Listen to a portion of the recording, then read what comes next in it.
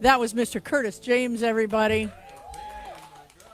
And the CSA house band who knows how to funk up a song, don't they? That's absolutely right. Yes, they do. Let us prepare ourselves. If you put your hand over your eyes, I open my eyes to see the spiritual truth today. And your hand over your ears to hear the spiritual truth today. And extend out your arms. I open my heart to receive the spiritual truth today.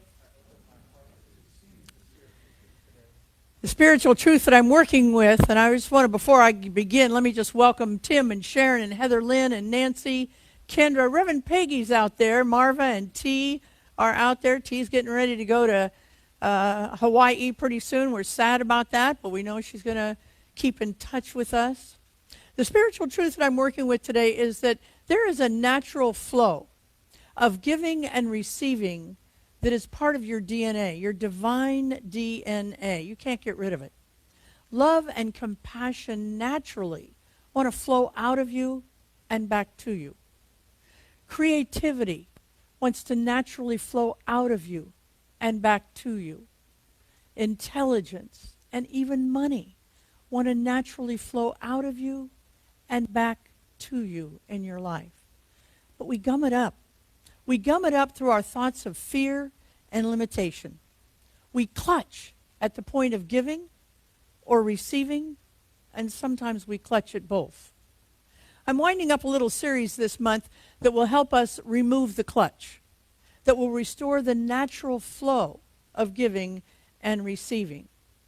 The series is called Miracles, or as I like to remind us, the natural flow of good that comes to and from those who have learned, or like me, are still in the process of learning about the power for good in the universe that we can use. See, either we believe in a power for good in the universe that is unlimited, or we don't. When we say God is our source, we're speaking of an energy of abundance that is unformed until it meets our thoughts that are strong enough to wear the belief, the hat belief. And at that moment, when our thought meets that trust, it becomes creation. At that moment that we believe things trustingly, that's when we see it and we can use it. The series comes from originally from a biblical scholar named Todd Michael, who studied the New Thought Scripture from the Greek translation. And he believes he came up with 12 conditions embedded in the miracle of loaves and fishes. And if we can understand these 12 conditions and replicate them, we can have the miracle power of Jesus in our own lives. The first four conditions are on YouTube. The first one is empty yourself of anger and victory, because they become the very barriers of our miracles. The second is to align ourselves with compassion, for love is the greatest creative power in the universe. When we build walls that keep people out, we do it because we want to protect ourselves. But we're only protecting ourselves from somebody or some people that we think we're going to fall victim to their influence. And that is solved by making our own values stronger, not by limiting somebody else's beliefs or behavior. I had to keep myself separate from my own family for a while because they kept wanting to make me straight. And I felt like I needed to protect myself from them. When I finally became 100% okay with being gay, when I stopped trying to change myself to make other people happy, I could let them back in. And part of the process was finding more compassion for their position. Where did they come from? How did they get that idea that being gay was bad? When I began to look at that and ask myself the why questions, I could let them in instead of being mad at them. See if that's not happening to somebody in your life, that you're putting people out because you feel like you need to protect yourself from them. The third condition is to ask, or as we said last week, always seek affirmatively. God does not respond to weak or a hopeful statement with a question mark at the end, but at affirmative statements. 4, maximize. What you turn your attention to is going to grow. And as we said last week, unfortunately, that goes both ways. You put your attention on not enough, you have just grown not enough. So today we're at the 5th condition of a miracle, and that is consistent giving. And maybe more importantly than is consistent giving is conscious giving. Now, truthfully, I could turn this into a segment on tithing, but I'm not going to. If you're a tither, you don't need me to stand up here and say one word, because you've already experienced your own results from tithing to that which spiritually feeds you. If you're not a tither, please consider it. Allow yourself to be amazed by this powerful spiritual practice. But the kind of consistent and conscious giving I want to talk about is giving of yourself. And I'm not talking about volunteering, although God knows. We could use more tutors. We could use more poll workers. We could use more foster parents. We could use more prison pen pals. And more of almost anything on the planet. But I'm talking about giving who you are without reservation. I'm talking about not holding back, not being afraid that you're not good enough. Go for it. Jesus didn't hold back. He gave, he assumed God had his back. Some of us have to overcome self-appointed members of our circle, of the don't get too big for your britches tribe, before we can walk with the confidence of Jesus. Some of us have to overcome societal lies about our tribe, the dog whistles, the shouts, or the whispered lies that we are not smart enough, industrious enough, trustworthy enough, or any other limiting system that flies in the face of the truth that you are whole, perfect, and complete. Often it's the whispers that we have to become most vigilant about. We have to become careful that none of those whispers cross home plate. We don't need to fight with anybody who's whispering. We have to make sure that we're not listening to them. Sometimes the brigade, the not enough brigade, has individual message. Your brother, your sister, your cousin never had any trouble in math. What's wrong with you? If you heard that, you probably have some getting over to do. In the 1950s, schools put kids on tracks. This tells you how old I am. In my elementary school, my dad worked on the docks. So in my elementary school, I was put in a certain track. I didn't really want to study, so I was happy with my track. But others felt boxed in. They stopped giving 100% of themselves because they listened to the whisperers. When you're at work, give 100% of who you are. If you stop giving because you don't feel you're being compensated in the right way, remember, you're in training to become a miracle worker. When you're parenting, give 100% of who you are. Don't let any rolled eyeballs or slammed bedroom doors stop you. Condition 6 then is giving, and 7 is groundedness. Jesus made folks, during this miracle, he made folks sit on the ground. He wanted to touch them in a significant way that the groundedness of Mother Earth gives us. Now, without getting too woo-woo, there is an energy of the earth that will ground us. It will make it easier for us to stay present in this moment. Make sure, even during COVID, that you're outside, that you take a walk, that you notice what's going on in the seasons changing of great Mother Earth. Most often, you and I are standing in one place, but we're living in another place.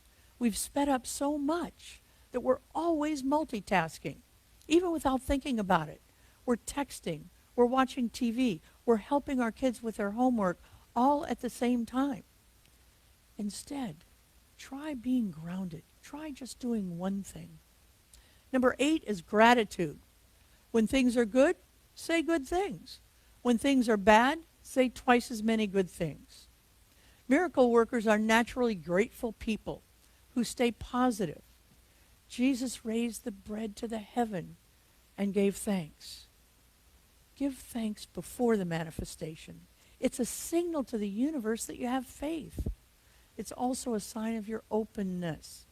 Ernest Holmes said this: you cannot hold conflicting thoughts. One will always win out. If you're holding thoughts of gratitude, you are in a space to attract good.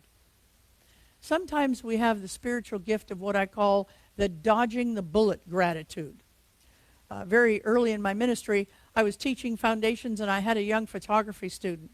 And she wanted to take some pictures inside of a bridge on a railroad track. So she went to get the schedule, and she found out she could get on these railroad tracks in the bridge and take films of this structure that was overhanging the bridge. And she'd be safe. But she picked up an old schedule. And all of a sudden, she could feel the rumbling of the tracks that she was standing on. And she didn't know how fast it was coming, but she tore off, and she made it out in nanoseconds. Her gratitude was so strong, she wanted to sell her belongings and travel and do only what she wanted to do. That's the level of gratitude that we're looking for, without the harrowing experience, of course. But just being so grateful that you just want to sell everything and do what you want to do. The ninth condition is act as if. Now, there are plenty of you watching today who are in recovery who you know this very well. Act as if you can get through an entire day without a drink. Act as if you're comfortable in social gatherings. For others, it might be acting as if you like your mother-in-law. Acting as if the world is treating you fairly. What activist doesn't mean is that you spend money that you don't have. Yes, go out and test drive that car and get the feeling that you're looking for. But leave your credit card and your fountain pen at home. We need to act as if we will have a successful enterprise no matter what might be before us. 22 years ago when I started this church, I had 12 people in the first service. 12 were shills from Santa Rosa that I begged to come over here, and 12 came from leaflets. I acted as if there were 100 people in the room, and I spoke to the back of the room. Some of you need to start acting as if your marriages are great. Some of you need to act as if you have fulfilling jobs that you're going to. Some of you even need to act as if you like yourself. The 10th condition, and I love this one, is engage the cycle. There is a cycle to just about everything on the planet. And some cycles go around once and they're complete. The TV shows have a cycle. And when they're complete, they go off the air. Sometimes we're sad. I'm very sad that Greenleaf is over and that's not coming back. But when the cycle is complete, it's complete. Our childhoods have a cycle. And while those are complete, in the cycle, the kids are really happy and excited about the next step. Sometimes parents are sad and wish it weren't so. But it's so. It's part of the cycle. Sometimes our marriages have a cycle. And when they're complete, they're complete. And we're no longer married to that person. Sometimes we try to prolong the cycle. Usually when one person in a marriage doesn't feel ready for it to be complete. But when it's complete, it's complete. Resisting completion of a cycle doesn't work. Now, don't get me wrong. I think we need to fight for the survival of our marriages. But I also think that we need to know how to let go when the cycle is complete. So letting go is one aspect of recognizing the cycle. But the condition we're talking about this morning, the condition of a miracle that Michael Todd found in the miracle of the loaves and fishes, is engaging the cycle. See, stand-up comics, they know this well. They work on their sets until they feel the energy flowing back to them from the audience. And when that energy flows back to them, they catch that cycle. And that's become when they grow more bold. They've engaged the cycle. We need to be aware of cycles going on in our lives, and we need to engage them. If a kid comes home with a report card that's good, engage that moment and move him or her forward. If your business or your creative project is going well, engage that cycle. Too often we allow things to slip by as an anomaly, a strange condition that just happens. No, it's energy coming to you. It's part of the cycle, and it needs engagement. Our country is in a cycle of racial justice right now to bring authentic oneness into reality. We need to grab onto that cycle. We need to speak out. We need to write letters. We need to hold ourselves accountable for uncovering our own biases. We're miracle makers. And if there was ever a need for racial justice miracles, for climate change miracles, for COVID miracles, it's now. Jesus noticed the flow of people coming toward him, and a boy giving him five loaves of bread and 2 fishes, which is all he had. But Jesus recognized the energy, and he engaged, and he received, which is the 11th condition, receiving. There's a natural flow of giving and receiving. Whoops, wait a minute. There's a natural flow of giving and receiving our miracle. And when we gum it up in any way, we've thwarted the miracle. We literally push it away. Most of us have significant problems with worthiness. We keep slipping back into that idea that there's a God in the sky that's keeping score on our mistakes. And if we exceed some unknown number of mistakes, we stop getting our good. That's a lie. That's not true. The good is always coming to you, always coming to you, and you are worthy to receive it. The 12th and final condition is recycling. When all of the people had eaten and they were finished, the fragments were not left on the ground, but were gathered and recycled. All through our ecological and biological system, nature, Mother Nature, God itself, maximizes by recycling everything it possibly can. You and I need to recycle ourselves.